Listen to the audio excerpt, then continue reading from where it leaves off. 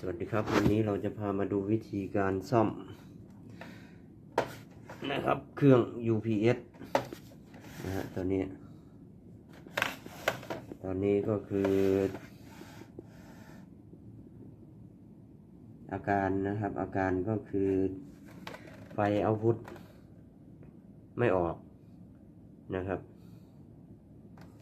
เดี๋ยวเรามาดูเราจะลองเทสดูนะฮะเสียบปลั๊กเลยนะครับ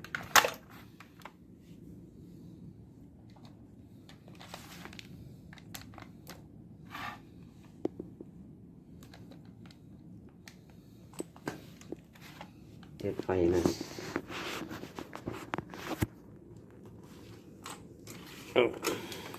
วัดก่อน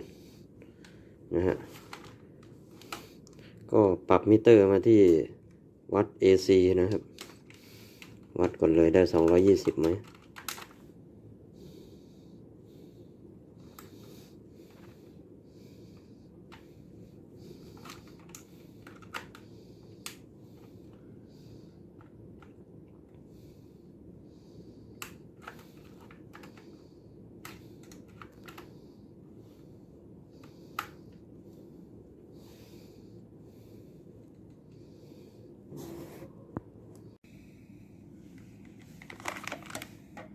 วัดตัวที่บน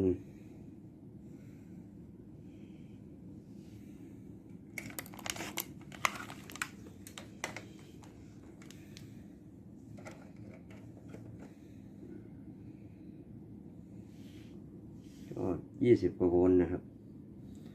ไม่มีไฟเอาท์พุตออกนะครับ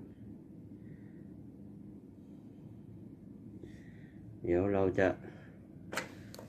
ถอดปลั๊กนะครับแล้วก็แกะดูฝานะครับจะมีน็อตอยู่4 ตัวนะครับแกะออกเลย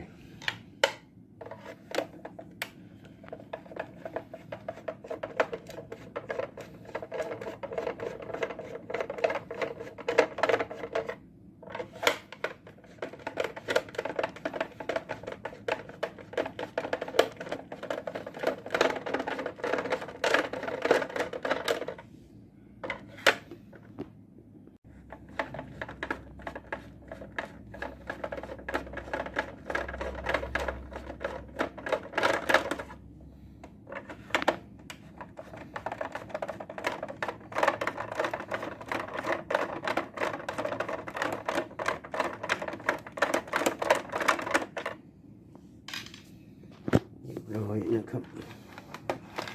วางลงถอดออกนะครับจะไม่ล็อกอยู่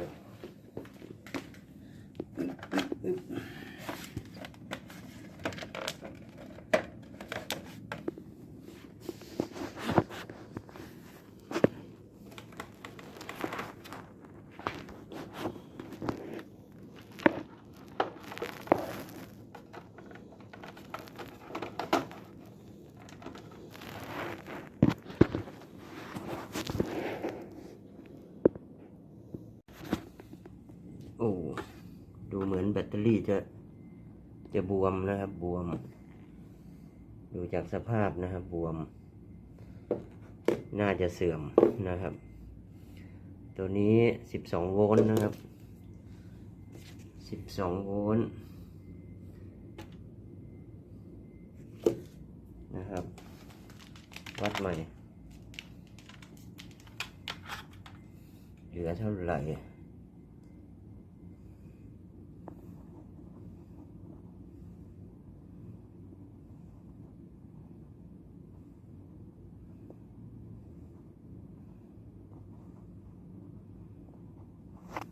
ไม่นิ่งนะครับไม่นิ่งเดี๋ยวจะลองเปลี่ยนแบตดูนะครับ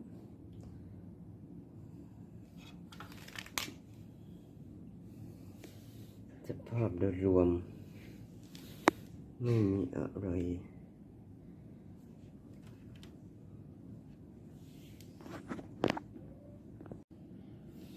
อันนี้คือแบตเตอรี่ใหม่นะครับ12 โวลต์ 7.5 Ah นะครับ ของซันนี่นะฮะเดี๋ยวเราจะเช็คไฟดูนะครับถอดขั้วออกนะครับดูนะครับมิเตอร์ตั้งไปย่าน DC นะครับ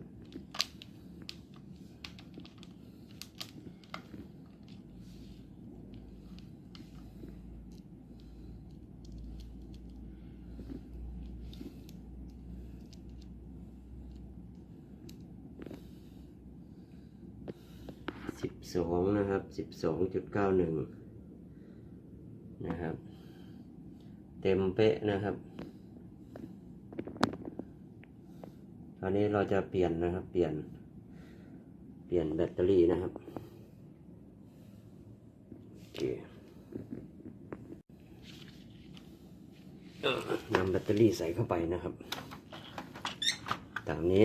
นะครับในช่องมันจะพอดีนะฮะขั้วก็เสียบเหมือนเดิมนะครับ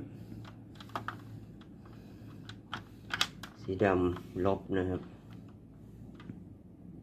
อึ๊บเสียบแน่นๆนะครับสีแดงก็บวกนะครับ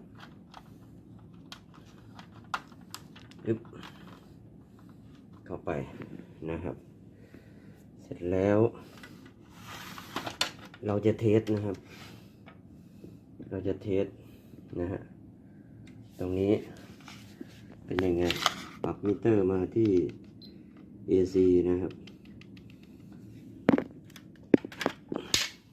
นี่ก็เสียบปลั๊กนะครับ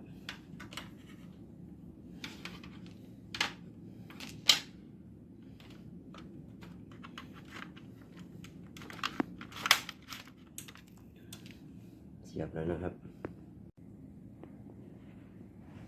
คราวนี้เราทดลองนะครับพัดลมเลยนะครับเสียบไปแล้วนะครับเราจะเทส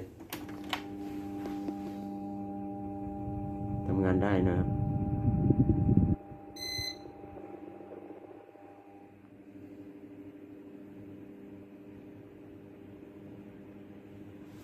โอเค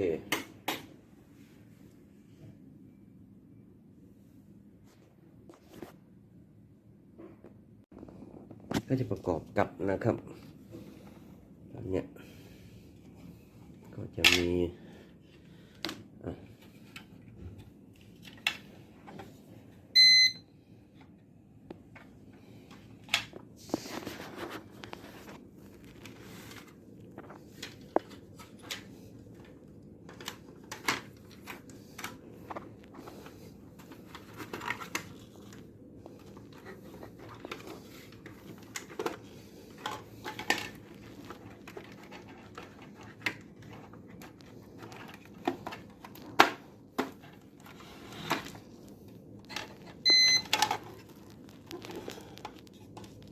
เดี๋ยวนี้เราก็จะประกอบกับคืนกัน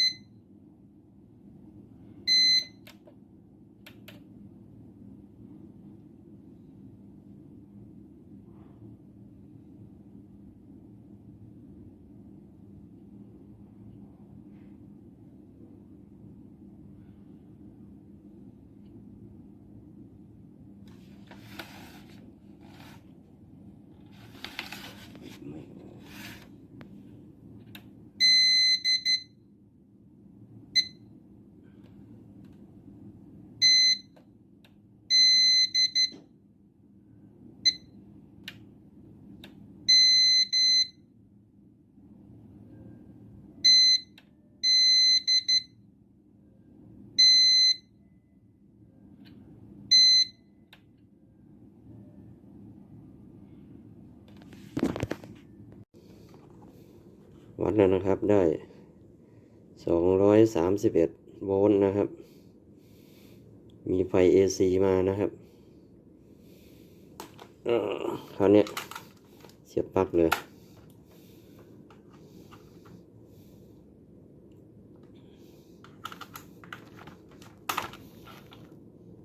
ปล่อยไฟ AC เข้ามาแล้วนะครับเช็คที่เอาพุทออกนะครับได้เท่าไหร่ไม่มานะครับไม่มีไฟนะได้16โวลต์นะครับอันเนี้ยอีกเต้าหนึ่งนะครับตัวที่สองนะครับได้เท่าไหร่อันนี้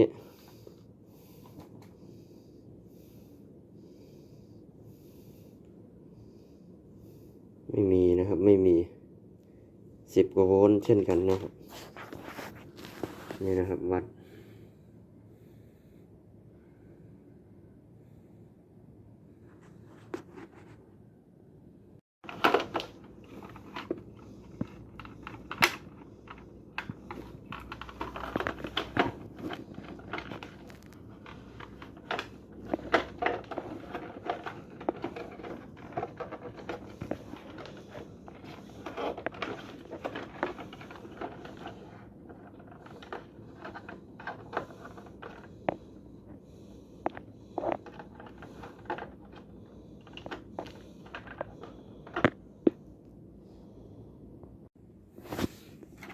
นะครับ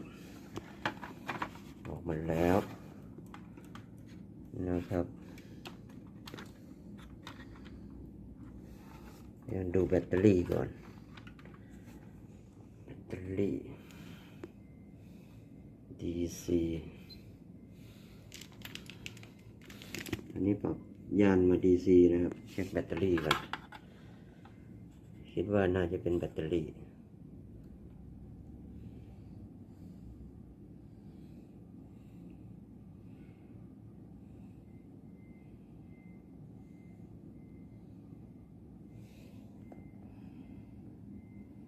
8 โวลต์ครับ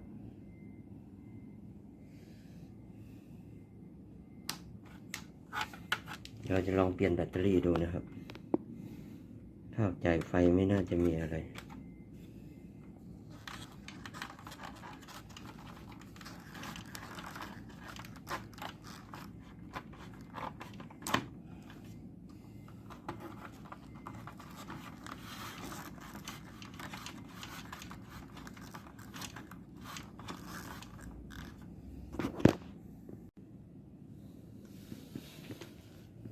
ดูที่เลด